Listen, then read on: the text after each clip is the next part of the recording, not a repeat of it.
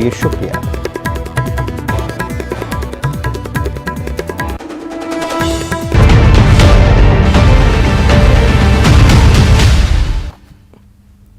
नमस्कार, स्वागत आप सभी का फर्स्ट रिपोर्ट आप देख रहे हैं और आपके साथ मैं हूं पुनीत। सबसे पहले राजधानी भोपाल से बड़ी खबर की करेंगे बात। गौरव दिवस मनाया जाना है। सीहोर के नसरुल्लागंज का गौरव दिवस आज है और आज इसके मनाए जाने के पहले एक बड़ी खुशखबरी यहां के लोगों के लिए आई है, क्योंकि लगातार इसका नाम बदलने की जो मांग है वो की जा रही थी और अब सीहोर के नसरुल्लागंज का नाम बदल दिया गया है और इसका नाम बदलकर भैरुंदा कर दिया गया है। अब नसरुल्लागंज की जगह ये भैरुंदा कहलाएगा। राजस्व विभाग ने इसकी अधिसूचना जारी कर दी है। केंद्रीय गृह मंत्रालय की तरफ से इजाजत मिली, जिसके बाद ये अधिसूचना जारी हो गई है। बता दें कि ये बुदनी विधानसभा क्षेत्र में ही नसरुल्लागंज आता है।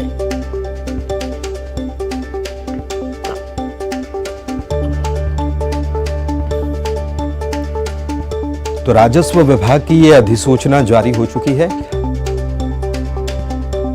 केंद्रीय गृह मंत्रालय की तरफ से हरी झंडी मिल गई और उसके बाद मध्य प्रदेश राजस्व विभाग की तरफ से यह अधिसूचना, नसरुल्लागंज का नाम बदल दिया गया और इसका नाम अब भैरुंदा हो चुका है। इसकी मांग पहले से की जा रही थी कि इसका नाम नसरुल्लागंज से बदला जाए, भैरुंदा किया जाए और केंद्रीय गृह मंत्रालय की अनुमति के बाद यह अधिसूचना जारी हो चुकी है। रंजना हमारी संवाददाता हमारे साथ जुड़ी हुई हैं भोपाल से, सीधे उन्हीं का रुख करते हैं।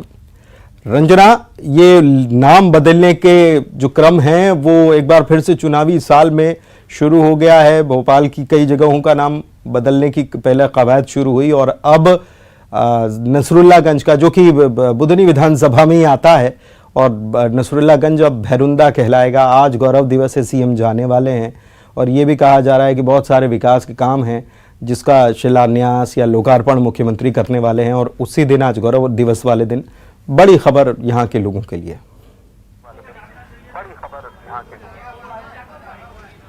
जी पुनीत, बिल्कुल सही कहा आपने, क्योंकि मध्य प्रदेश में अगर देखा जाए तो एक साल से नाम बदलने की जो सियासत है वो लगातार सुर्खियों में थी और एक एक करके जो मुस्लिम शहरों के नाम थे उनको बदलने को लेकर लगातार जो सियासत तेज थी और इसी कड़ी में लगातार जो नाम बदलने की प्रक्रिया है वो चल रही है। और आज सीएम शिवराज सिंह चौहान सीहोर जाने वाले हैं, जहां पर गौरव दिवस पर कई विकास कार्यों को लेकर, सौंदर्यीकरण को लेकर जो लोग हैं को सौगातें मिलने वाली है। और इससे पहले नसरुल्लागंज का नाम बदल दिया गया है। इसको लेकर जो अधिसूचना है वो भी जारी कर दी गई है। नाम बदलने को लेकर जो कोशिशें हैं नसरुल्लागंज का वो कई महीनों पहले से चल रही थी, लेकिन अधिसूचना जारी नहीं हुई थी। केंद्रीय गृह मंत्रालय के पास पत्र भेजा गया था और उसके बाद परमिशन मिली है और अब अधिसूचना जारी कर दी गई है। यानी गौरव दिवस में सीएम शिवराज सिंह चौहान के जाने से ठीक पहले नसरुल्लागंज का नाम बदल दिया गया है और अब नसरुल्लागंज भैरुंदा के नाम से जाना जाएगा। कोशिशें काफी समय से चल रही थी और अब ये कोशिश नाम बदलने को लेकर अगर कहें तो सफल हो गई। और इससे पहले भी अगर देखा जाए पुनीत, तो राजधानी भोपाल में भी कई जो चौराहे हैं इनका नाम बदलने की तमाम जो कोशिशें हैं वो चल रही हैं। और इससे पहले इस्लाम नगर का नाम भी बदला गया था और अब उसी कड़ी में सीहोर जिले के नसरुल्लागंज का नाम बदल दिया गया है, भैरुंदा हो गया है। और जो कोशिशें थी लोगों की तरफ से नाम बदलने को लेकर वो अब सफल हो गई। और अब आगे अभी देखा जाए विधानसभा चुनावों से पहले तो नाम बदलने का जो सिलसिला है वो लगातार जारी रह सकता है। पुनीत, चलिए, लगातार जारी रह सकता है। लोग नाम बदलने के बाद भी खुश हो रहे हैं, तो ये लोगों को खुशी मिलनी चाहिए। नसरुल्लागंज यानी सीहोर के नसरुल्लागंज जो कि भैरुंदा हो चुका है, उसके लोगों में भी जाहिर सी बात है इससे खुशी होगी। बहुत शुक्रिया आपका। श्योपुर से बड़ी खबर बता देते हैं। श्योपुर का कूनो जो अब जाना जाता है चीतों के लिए, लेकिन यहां से खबर यह आई कि कूनो से निकलकर खेत में चीता पहुंच गया। जी हां, पहले तो ये बताया जा रहा था कि बड़ा इसको सिक्योर रखा गया है, निकल नहीं पाएगा, बड़े बाड़े में छोड़ा गया, उसके बाद फिर खुले में छोड़ा गया, लेकिन यहां से ये चीता खेत में पहुंच गया। अब चीता जो है इसका नाम है ओवान, कुनो नेशनल पार्क से ये निकल गया। अब ग्रामीणों में बड़ी दहशत है इस चीते को लेकर। ये अगरा इलाके का ये पूरा मामला है। वन विभाग की टीम मौके पर पहुंची हुई है, चीते पर नजर टीम ने बना रखी है। इससे पहले मोरावन और टिकटोली इलाके में भी चीते देखे गए। दीपक हमारे संवाददाता फोन लाइन पर जुड़े हुए हैं, उनसे बात करते हैं। दीपक, अभी चीतों के संरक्षण को लेकर जो देश में काम किया जा रहा है उसके अनुसार तो चीतों पर बहुत बारीक नजर रखी जानी चाहिए, और खास तौर पर वो खेतों में ना चले जाएं। और चीते चूंकि हिंदुस्तान में तो थे ही नहीं, नामीबिया से, दक्षिण अफ्रीका से बुलवाए गए हैं, और ऐसे में उनकी सुरक्षा या वो कहीं बाहर ना फांद जाएं, ये बहुत बड़ी जिम्मेदारी होती है। कहां चूक हो जा रही है? जी बिल्कुल पुनीत, जिस तरह के चीते के मूवमेंट की बात करें तो आज अगरा और धोरेरा इलाके में ओवान नाम का चीता देखा गया है, और दोपहर 12 बजे के बाद भी वह खेतों में ही मौजूद था। हालांकि सूचना देने के बाद वन विभाग की टीम मौके पर पहुंच गई है और कुछ दूरी पर रहकर के चीते पर नजर बनाए हुए है, लेकिन लगातार चीतों का मूवमेंट वो कुनो नेशनल पार्क के बाहर खेतों में, चाहे मोरावन की बात करें, टिकटोली, सिसईपुरा की बात करें, अब अगरा इलाके में जो कि डिफरेंट एरिया है, करीब 150 किलोमीटर की दूरी में ये पूरा एरिया है, और इस ओर से दूसरे ओर पर चीते निकले हैं। तो कहीं ना कहीं एक बड़ी लापरवाही तो है ही। वैसे तो वन विभाग के अधिकारी कहते हैं कि वन्य जीवों को रोका टोका नहीं जाता, लेकिन इस तरह के इंतजाम होने चाहिए थे कि काफी ऊंची तार फेंसिंग कुनो नेशनल पार्क के चारों ओर होनी चाहिए थी। खासतौर पर ग्रामीण इलाकों में जहां पर खेत है वहां पर इस तरह के इंतजाम होने चाहिए थे, लेकिन अभी तक इस तरह के कोई कदम नहीं उठाए गए हैं। और इस तरह के कदम पहले से उठाए जाने चाहिए थे, क्योंकि बीच में एक शासा नाम की मादा चीता की मौत बीमारी के चलते, किडनी में इन्फेक्शन के चलते हो गई है। इसके बाद इन चीतों की सुरक्षा को ध्यान में रखते हुए इस तरह के इंतजाम होने चाहिए थे, लेकिन ये बड़ी लापरवाही है और बार बार चीतों का मूवमेंट जंगल से बाहर है। ये चीता देखे जाने की खबर ग्रामीणों के द्वारा दी गई? बिल्कुल, ग्रामीणों के द्वारा न सिर्फ जानकारी दी गई है बल्कि वीडियो फुटेज तक उपलब्ध कराए गए हैं। मौके पर वन और पुलिस विभाग की टीमें भी इन वीडियो फुटेज में दिख रही हैं।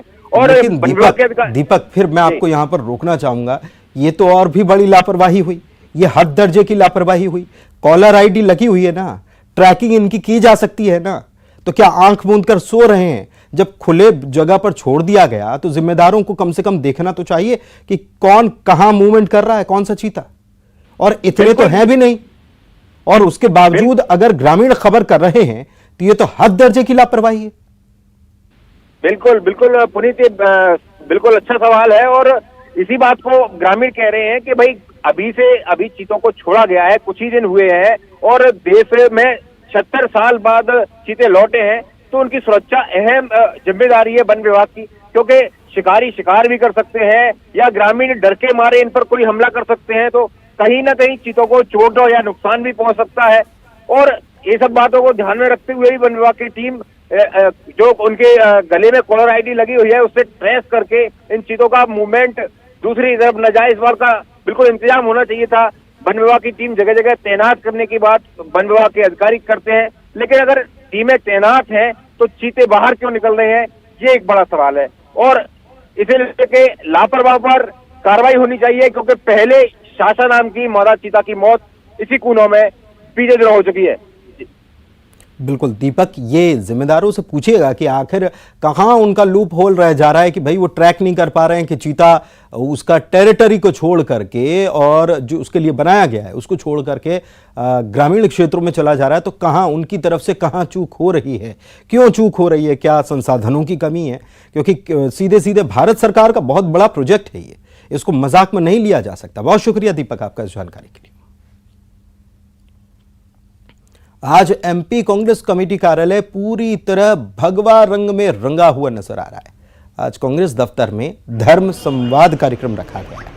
इस संवाद में प्रदेश भर के मठ मंदिरों के पुजारी, धर्माचार्य शामिल हो रहे हैं। साथ ही इसमें कमलनाथ प्रदेश अध्यक्ष भी मौजूद रहेंगे। इस कार्यक्रम के पहले पूरे पीसीसी दफ्तर में भगवा रंग के झंडे भी लगाए गए। हमारे साथ मध्य प्रदेश कांग्रेस मठ मंदिर पुजारी प्रकोष्ठ के प्रदेश अध्यक्ष उन्हीं से बात करेंगे। आज धर्म संवाद है, खुद पीसीसी चीफ कमलनाथ इसमें मौजूद रहेंगे, प्रदेश भर के मठाधीश, साधु संत पुजारी इसमें पहुंचने वाले। क्या कुछ चर्चा है जो कि आज इस बैठक में निकलकर सामने आएगी? हम निरंतर पुजारियों से मिल रहे थे, मैराथन बैठकें ले रहे थे। उनमें पुजारियों के सामने जब हम कमलनाथ जी से व्यक्तिगत रूप से मिले थे तो उन्होंने संकल्प लिया था कि मैं मठ मंदिर को सरकारीकरण से मुक्त करूंगा। उस सरकारीकरण से मुक्ति का जो संकल्प कमलनाथ जी ने हमारे सामने लिया था, तो पुजारियों की अपेक्षा थी कि कमलनाथ जी उन सभी के सामने ले लें, और उन्होंने शहर से स्वीकार किया। और आज मठ मंदिर के सरकारीकरण से मुक्ति का जो संकल्प है, कमलनाथ जी मध्य प्रदेश से आए हुए समस्त पुजारी, पूज्यनीय पुजारी, आदरणीय पुजारियों के सामने लेंगे। हिंदुत्व नजर नहीं आता था, कभी कांग्रेस के केंद्र में नहीं रहा, लेकिन अभी अगर देखें तो हिंदुत्व, भगवा रंग, इसके रंग में रंगी हुई कांग्रेस, हिंदुत्व का एजेंडा कांग्रेस के उसमें नजर आ रहा है, फोकस में है अभी कांग्रेस के। हमारे तो झंडे में प्राथमिकता से केसरिया से होती है, तो ये एक राजनीतिक बातें होंगी कि हिंदुत्व नहीं था। हमारे यहाँ हिंदुओं की बात कर रहे हैं, हम हिंदुत्व की बात ही नहीं कर रहे हैं। इतनी महत्वपूर्ण आज की ये बैठक है सर, आने वाले चुनावों के लिहाज से भी अगर देखा जाए, धर्म संवाद पर चर्चा आज। मध्य प्रदेश कांग्रेस कमेटी के सम्मान्य अध्यक्ष आदरणीय कमलनाथ जी ने एक नई परंपरा शुरुआत की है। उन्होंने मध्य प्रदेश में करीब 45 प्रकोष्ठों का गठन किया गया है, जिसमें हर वर्ग के लोगों का गठन है, चाहे वो परिवहन के हों, चाहे वो सफाई मजदूर हों, चाहे सिंधी समाज के हों। उसी कड़ी में ये पुजारी प्रकोष्ठ का गठन किया गया है, जिसमें मध्य प्रदेश के सारे पुजारियों की जो समस्याएं हैं, भारतीय जनता पार्टी की सरकार से दिखावा करती है, इनकी समस्याओं का भी निराकरण करने का प्रयास नहीं किया गया है। उस कड़ी में ही आज का कार्यक्रम एक महत्वपूर्ण कार्यक्रम है। निश्चित रूप से आज जो हमारे पुजारी प्रकोष्ठ के पदाधिकारीगण हैं, उनके द्वारा जो ज्ञापन दिया जाएगा, उसमें जो समस्याएं विधिक रूप से होंगी उनको हल करने के लिए आदरणीय कमलनाथ जी घोषणा पत्र में शामिल करेंगे, और उनको जो महत्वपूर्ण होगी हल करने का प्रयास करेंगे, और पुजारियों को सम्मान दिलाएंगे और मन मच्छरों की रक्षा करेंगे। तो बिल्कुल अलग अलग प्रकोष्ठ का गठन किया गया था, और उसके बाद ये जो प्रकोष्ठ के अध्यक्ष हैं जनता के बीच पहुंचे, उनसे चर्चा की, समस्याएं जानी, और इसी कड़ी में धर्म संवाद के तहत तमाम संत महंत पुजारियों से उनकी समस्याओं को जानने की कोशिश की गई है, जिसमें सबसे महत्वपूर्ण यही है कि मठ मंदिरों को सरकारीकरण से मुक्त किया जाएगा और तमाम जो समस्याएं हैं उन पर फोकस किया जाएगा। सरकार अगर कांग्रेस की आती है तो वचन पत्र में जो भी घोषणाएं की जाएंगी उनको पूरा करने की जो कोशिशें हैं वो जल्द से जल्द की जाएंगी, लेकिन सबसे पहली प्राथमिकता यही रहेगी कि मठ मंदिरों को सरकारीकरण से मुक्त रखा जाए। कैमरामैन मोहसिन के साथ रंजना दुबे, न्यूज़ 18 भोपाल। अंबिकापुर के आज 48 वार्डों में बिजली की आपूर्ति बंद है। 100 से ज्यादा गांवों में बिजली सप्लाई बाधित है। शहर में सुबह 9 बजे से 3 बजे तक बिजली सप्लाई ठप रहेगी। करीब 6 घंटे लोगों को बगैर बिजली के रहना पड़ रहा है, जिन्हें आज परेशानी हो रही है। हालांकि विशुनपुर विद्युत उपकेंद्र में मरम्मत का काम चल रहा है और काम पूरा होने के बाद आपूर्ति शुरू की जाएगी।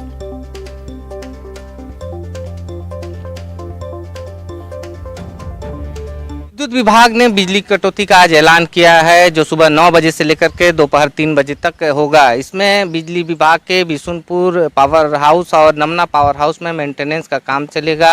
पूरे अगर कटौती की बात करें तो अंबिकापुर पूरा शहर में लाइट नहीं रहेगी, 48 वार्डों में लाइट की सप्लाई बाधित रहेगी। इसके साथ ही ग्रामीण क्षेत्रों की बात करें तो लगभग 100 ऐसे गाँव हैं जिसमें लाइट जो है बाधित रहेगी, और जिसके वजह से लोगों को काफ़ी परेशानी का सामना उठाना पड़ सकता है। विद्युत विभाग की माने तो उसका साफ तौर पर कहना है कि विगत 30 सालों से एक ही पावर ट्रांसफार्मर से बिजली की सप्लाई की जा रही थी, लेकिन जिस तरह से ग्रामीण क्षेत्रों में अभी विद्युत कनेक्शन का काम हुआ है, उससे जो लोड था वो काफ़ी हो रहा था, जिसके वजह से जो 3 जो नए पावर ट्रांसफार्मर बिशुनपुर में स्थापित किया जा रहा है। इसके साथ ही नमना कला में भी पावर ट्रांसफार्मर बैठाने का काम किया जा रहा है, ताकि आने वाले दिनों में लोगों को किसी तरह से विद्युत से कनेक्शन और गर्मी के दिनों में आने के साथ विद्युत में परेशानी ना उठाना पड़े। हालांकि विगत 3 बजे तक जिस तरह से बिजली गोल रहेगी, उससे लोगों को परेशानी का सामना उठाना तो पड़ेगा ही। इसके साथ ही नया कनेक्शन, नया ट्रांसफार्मर लगने से लोगों को आने वाले दिनों में काफ़ी सुविधा होगी। मैं श्रवण कुमार महंत, न्यूज़ 18 छत्तीसगढ़, अंबिकापुर। पूरी दुनिया को अहिंसा का संदेश देने के लिए जबलपुर में अहिंसा रन आयोजित की गई।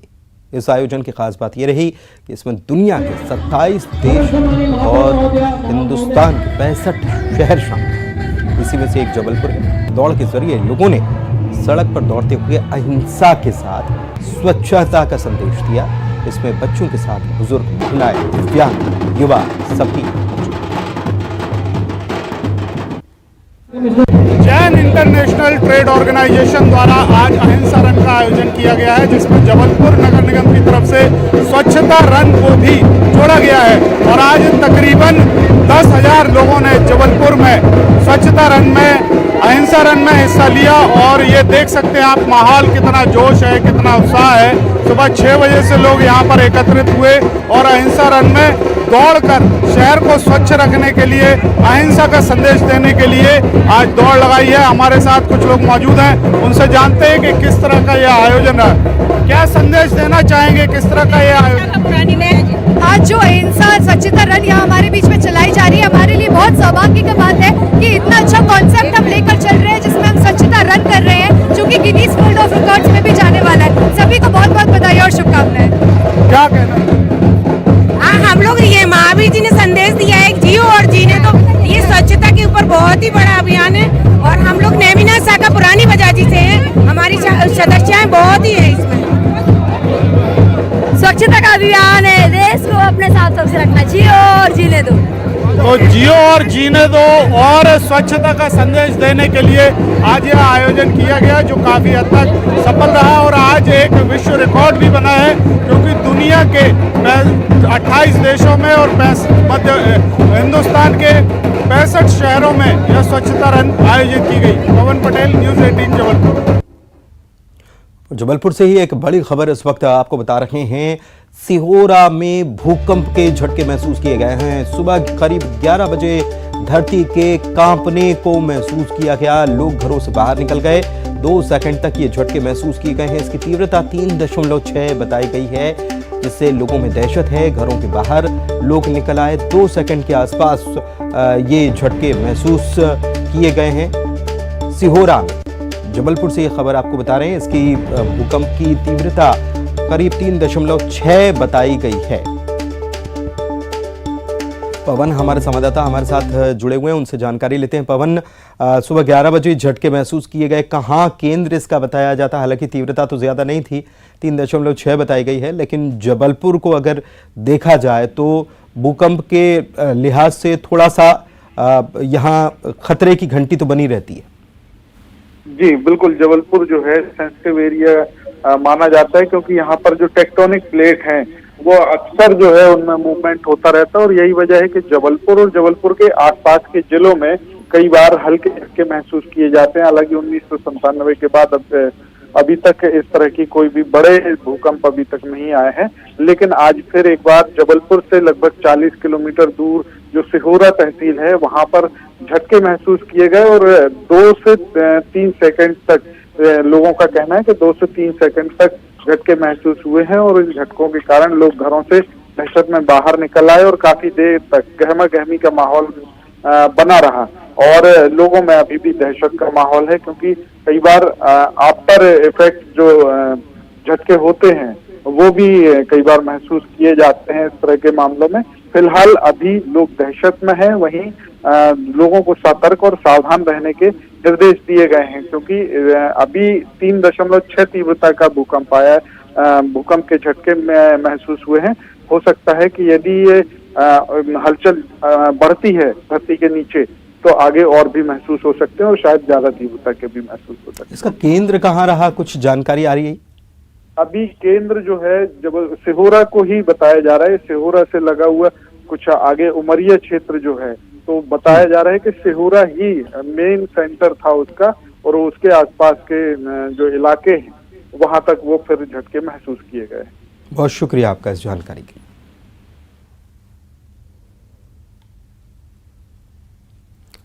दुर्ग के नकपुरा गांव के तालाब में दुधमुहे बच्चे की लाश मिलने के मामले में पुलिस ने बड़ा खुलासा किया है। बच्चे की पोस्टमार्टम रिपोर्ट में यह बात पता चली है कि पानी में फेंकने से पहले बच्चा जीवित था। ये रिपोर्ट आने के बाद पुलिस परिवार वालों पर शक जता रही है, साथ ही टोने टोटके की भी आशंका जताई गई है।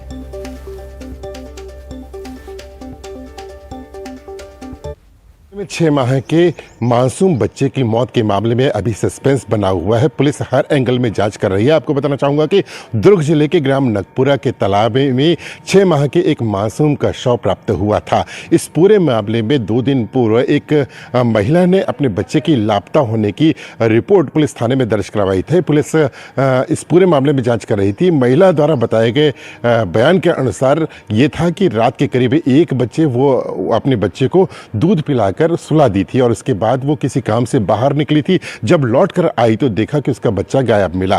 तो काफ़ी खोजबीन की गई, लेकिन जब उसका कहीं पता नहीं चला तब उसने पुलिस थाने में आकर अपनी रिपोर्ट दर्ज करवाई थी। पुलिस इस पूरे मामले में जांच ही कर रही थी। उसके बाद में अगले ही दिन तालाब में बच्चे का शव प्राप्त हुआ। उसकी शिनाख्त जो है उसी गुम बालक से हुई जो लापता था। तो पुलिस हर एंगल में जाँच कर रही है। पुलिस की जाँच में ये पाया गया, अभी शॉर्ट PM रिपोर्ट आई है जिसमें ये पता चला है कि बच्चे के स्टमक में जो है माता का दूध मिला है और जब बच्चे को तालाब में फेंका गया था तब वो जिंदा था, लेकिन तालाब में डूबने से उसकी मौत हुई है। तो इस पूरे मामले में कहीं ना कहीं पूरा मामला गंभीर नजर आ रहा है और पुलिस हर एंगल में जांच कर रही है। जांच में ये भी पता चला है कि रात करीब 1 बजे जब महिला अपने बच्चे को सुलाकर बाहर गई थी तो वो काली साड़ी में गई थी। तो कहीं ना कहीं जादू टोने की भी शंका उत्पन्न हो रही है। तो पुलिस हर एंगल में जांच कर रही है। सभी के बयान लिए जा रहे हैं, परिवार वालों के बयान लिए गए हैं, ग्रामीणों के भी बयान लिए गए हैं और कहीं ना कहीं जो शक की सुई है जो परिवार वालों पर ही घूम रही है, क्योंकि उनके अलग अलग बयान सामने आ रहे हैं। तो देखने वाली बात ये होगी कि पुलिस इस पूरे मामले को कब तक सुलझा पाती है और कब तक इस पूरे मामले का पटाक्षेप होता है। न्यूज़ 18 छत्तीसगढ़ के लिए दुर्ग से मिथिलेश ठाकुर। जगदलपुर के सबसे बड़े शहीद पार्क में कुत्तों का आतंक है। बच्चे और बूढ़े सब पर कुत्ते हमला कर रहे हैं, जिससे लोगों में भय व्याप्त है। जगदलपुर के सबसे बड़े शहीद पार्क में इन दोनों पालतू कुत्तों ने कब्जा जमाया हुआ है। दर्जनों की संख्या में पार्क के चारों ओर पालतू कुत्ते नजर आते हैं। सुबह मॉर्निंग वॉक में आने वाले बच्चों और बड़ों के लिए मुसीबत साबित हो रहा है। बीते कुछ दिन पहले ही बच्चों पर पालतू कुत्ते ने अटैक भी किया था, लेकिन किसी तरह बड़ों ने बीच में आकर उनकी जान भी बचाई है। पार्क में आने वाले बच्चे और बड़े काफ़ी परेशान हैं और निगम प्रशासन से जल्द ही पालतू कुत्तों से निजात दिलाने की अपील भी कर रहे हैं। इधर निगम प्रशासन भी पालतू कुत्ते शहीद पार्क में होने से अनजान नहीं है और जल्द ही एक टीम बनाकर पालतू कुत्तों को पकड़ने की बात भी कह रहा है। शहीद पार्क के अलावा जगदलपुर शहर के अनेक वार्डों में पालतू कुत्तों का आतंक मचा हुआ है। अगर निगम प्रशासन जल्द ही इन कुत्तों को पकड़ने की कार्रवाई नहीं करता है तो आने वाले दिनों में एक गंभीर समस्या सामने आएगी। श्रीनिवास नायडू, न्यूज़ 18 जगदलपुर। और इसी के साथ